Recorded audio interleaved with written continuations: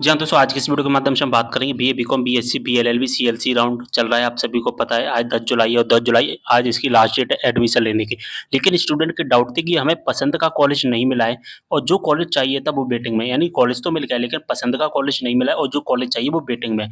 तो इसका क्या तरीका है अब मैं आपको बताऊँगा। जैसा कि देख पा रहे हैं आपने बहुत सारे कॉलेज सेलेक्ट किए होंगे। उन बहुत सारे कॉलेज में से कोई आपको एक कॉलेज अलॉट किया गया होगा। जब आप मेरिट हॉपर में चेक करोगे तो यहाँ पर 200 मान के चलिए एक कॉलेज अलॉट कर दिया गया है, जैसा कि यहाँ पर आप देख पा रहे हैं यहाँ पर एक कॉलेज जो कि अलॉट किया गया है, ठीक है।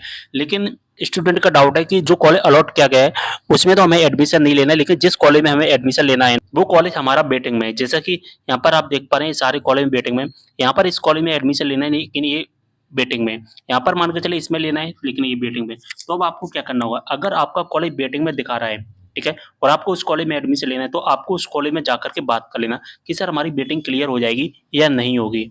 अगर वो कह देते हैं कि आपकी वेटिंग क्लियर हो जाएगी तो फिर उनसे बात कर लेना कैसे क्या होगी, और जैसे ही आपकी वेटिंग क्लियर हो जाएगी तो यहाँ पर एक्सेस एंड पेमेंट का ऑप्शंस आपको दिखाई देने लगेगा, ठीक है।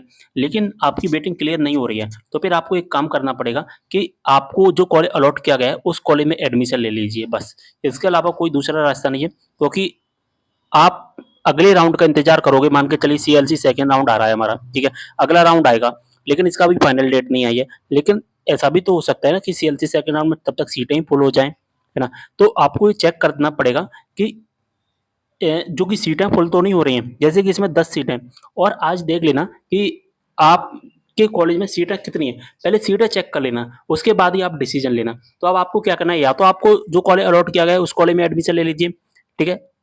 अगर सीटें कम है तो, क्योंकि अगले राउंड का कोई भरोसा नहीं है।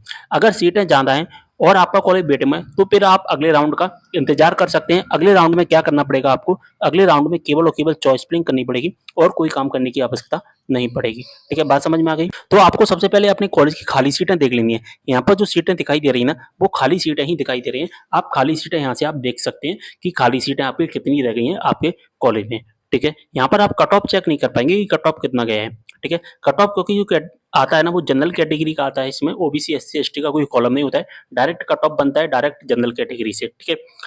यहाँ पर केवल और केवल हम सीटें देख सकते हैं कि हमारे कॉलेज में कितनी सीटें खाली हैं और कुछ हम यहाँ पर नहीं देख सकते। अगर कॉलेज में सीटें ज़्यादा खाली हैं तो आप अगले राउंड का इंतजार कर सकते हैं। अगर कॉलेज में सीटें कम है तो आपको जो कॉलेज अलॉट किया है मन मार के उसी कॉलेज में एडमिशन ले लेना, अगर आपकी दूसरे कॉलेज में जिस कॉलेज में एडमिशन लेना चाहते हो उसमें वेटिंग ज़्यादा है तो, ठीक है। मैंने आपको सारे रास्ते बता दिए, डिसीजन लेना आपका काम है। कोई भी डाउट हो कमेंट करना और व्हाट्सएप ग्रुप टेलीग्राम ग्रुप को ज्वाइन कर लेना, लिंक आपको डिस्क्रिप्शन बॉक्स में मिल जाएगा। मिलता है अगली वीडियो में एक और जानकारी के साथ, तब तक के लिए बाय।